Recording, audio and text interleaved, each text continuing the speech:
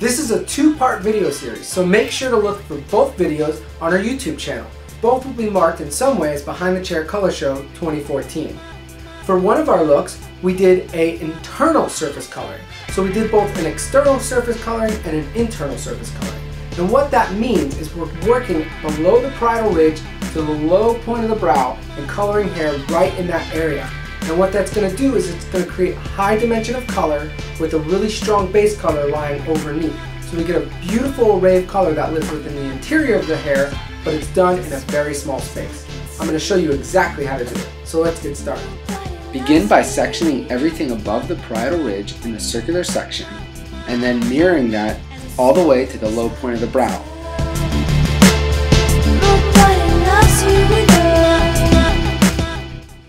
When working with this technique, it's important to remember that the base color, or the overall dominant color, is going to be living on top and underneath that section that lives below the parietal ridge and right below the low point of the brow.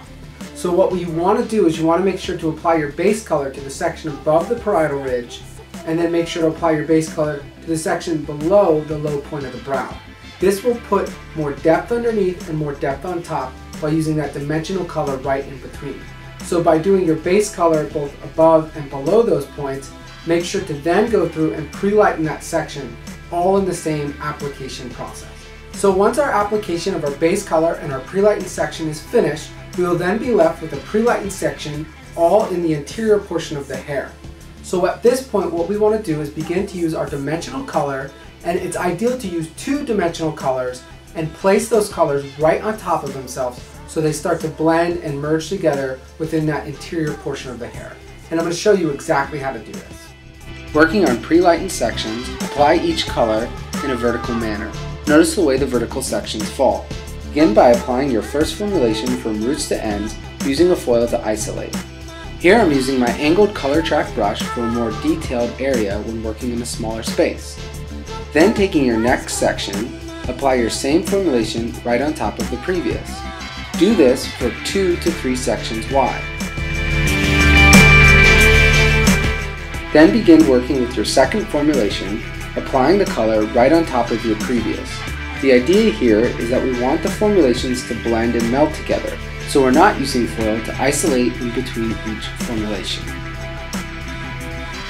Continue in this application pattern randomly as you choose.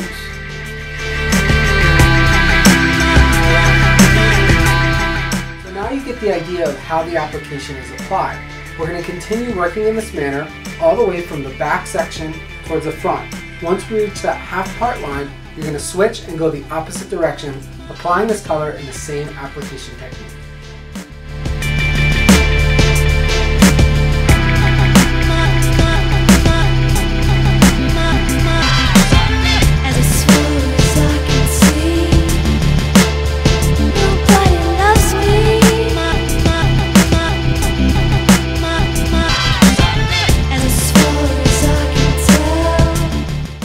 Remember, when doing this technique, this is a universal color application technique.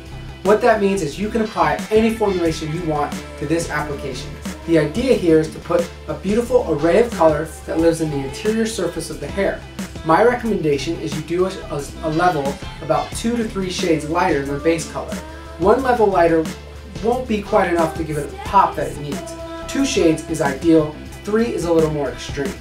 So remember, when doing this technique, apply any formulation that you want. In this case, we used a combination of Pravana Orange, Pravana Orange Neon, and Pravana Wild Orchid. And we use the same technique when we blend the 2 formulations, or 3 to 2 formulations together, and create a beautiful array of color. I hope you guys try it, and make sure to connect with us on all of our social media and share your look.